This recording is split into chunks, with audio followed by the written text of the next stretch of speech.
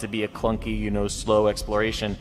But the idea is that Lara is going into these unfamiliar territories. You have to make your way through very, very narrow crevasses, like down dark tunnels. You don't know what's waiting for you. You don't know if there's a treasure there, a challenge tomb, or you're just going to run out of oxygen. So we add that element of exploration. And in this case, if you have upgraded Lara's breath enough, she can make it all the way to this challenge tomb. Without that skill upgrade, you'd never be able to hold your breath long enough to find this challenge tomb. And she's got a sweet outfit too.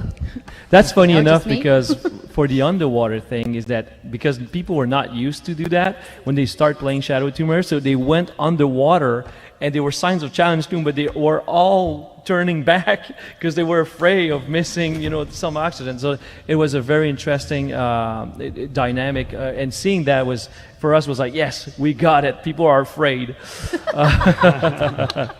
Also, yeah.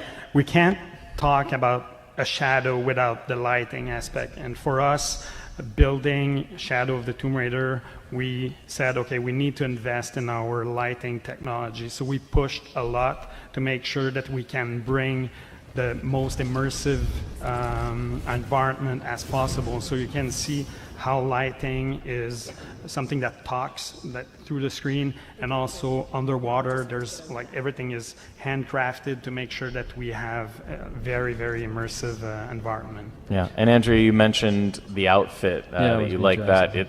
One of the things that is really actually quite important about this is that it is showing the culture of Paititi accepting Lara. Because at first, much like the jungle, Paititi is pushing back against Lara. They don't recognize her as someone coming to try and help. They recognize her as a threat from the outside world. And eventually, through her actions and through her friendships with people and interacting with them in a meaningful, positive way, they begin to trust her and welcome her into the culture and give her, you know, the garb that sort of allows her to move freely throughout there. And I think that that's sort of like an example of how we treat the world in general. You know, Paititi eventually will accept you if you're doing the right things and it recognizes you're trying to help. The jungle, when you first start, is a very dark and foreboding place. And then as you progress and as Lara becomes one with the jungle, as we say, it actually opens up. It becomes lighter because it is a symbol of the world saying, all right, Lara is fitting into it. It is becoming one with the jungle. Of course, that gives you a lot of great combat advantages, but it's also a measure of that respect that the world is kind of giving Lara. And from a narrative standpoint, also, what's important about Paititi is that it's also a pivotal point for her as she's growing into her role. And this is a pivotal point.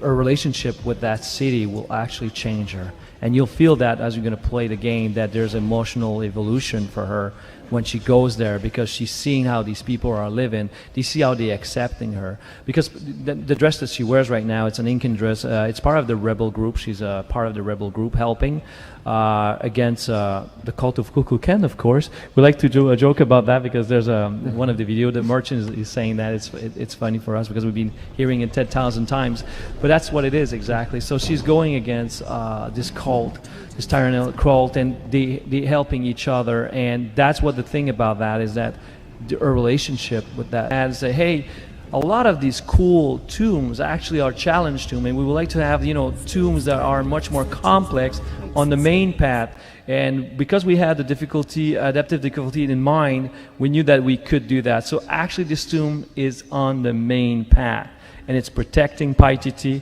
It is hard, but it is cool, and it's epic because it's one of the few, you know, when you look at it, it's one of the few tombs that we have that are open air. And it's the trial of the eagle. So there's multiple trial that Lara had to go through, reach Paititi. That's why it's not touched by modernity. It's protecting it. There's a trial of the jaguar, trial of the spider, and this is the trial of the eagle. Oh, you guys put spiders in the game? Why? Well, and you know what? I think that one of the things that is most special about this is one of my favorite spots, because it combines several pillars that are so important to the franchise. So if you look at what we're showing here, it's, yes, a tomb, but it also heavily focuses on traversal, heavily focuses on puzzle solving, interacting with the environment, as well as there are some traps in here. If you're not careful, some of the elements that you turn on can actually kill you. And I will say, if you don't want a spoiler, anytime you see Lara take out her bow, close your eyes, and then just keep it closed for about a 10 count, and then you can open it back up. We won't think you're scared because there's nothing scary in this tomb, but if you want to solve it by yourself, the bow is going to give you some spoilers if you watch. Yeah, one thing about failing in trial, this is a good example because in the first place, that map was built by a team we're working with, a great team we're working with, and at some point we were trying to get a very good puzzle. We couldn't do it, so how many times we throw that in the garbage, redo it, and at one point we said, okay, let's bring one of the challenge to put it on one of the puzzle and put it right on the path, and it became one benchmark for all of the other puzzle we made for the game. So I can say the first version of the puzzle was pretty lame. To be honest, it was pretty lame. Video games is very hard, and you test a lot of things. And like Mario was saying, it was a team that was building one of the benchmark, what would be like a challenge tomb things, and we were like, wow, man, let's get that and put it there, and it felt right at home with the wind and eagle, so it actually felt right at home, and now people actually love that because it's a great gate. I love that you indirectly insulted the first guy that worked on this. You're like, it's pretty lame. There's one person right now crying watching this stream, so good job, Dan. I think that this is also a great lame example. Stuff all the time. Yeah, I think this is also a great example of if you turned off the white markings, just imagine trying to navigate this space without knowing what you could interact with. That to me is where all you guys who said, I think it's like turn off white paint is the group that Dan was talking about earlier. Everyone in that group, this is where you're going to say, maybe just here we turn it on. Just for this one tomb, and then I'll turn it back off, I promise. Exactly. No, always leave it on. Just leave it on. Yes, but this is one of my favorite spaces just because it shows Lara doing what Lara does best, being a brilliant archaeologist. And it's, there's no combat in here, so you can just take your time. You can figure out how does the world work. We always try and make sure that we have very physics-based puzzles, making the world interact and react in a very believable manner.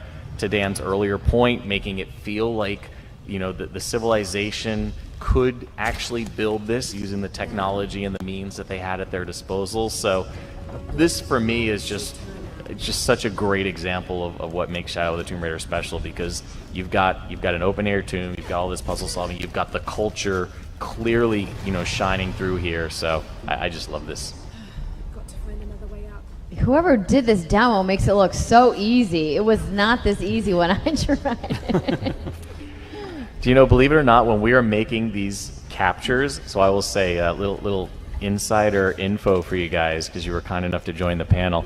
We probably go through about 20 to 25 captures before we will actually put it up on screen, because we will sit there and to do a run through like this where you don't mess up, like, oh, that was so perfect, except Lara's leg just clipped through that rock right there. Sorry. Go back and re-record this 20-minute segment. Oh, no. And then we make somebody else cry. That's how I make people cry. Dan makes them cry by saying, your work was crap! But most of the things I say it's crap, it's because I directed it too. It's like the tomb before this one, I directed it, and it was crap. But that was you in the mirror talking to yourself. Your work is crap. You make that puzzle not lame.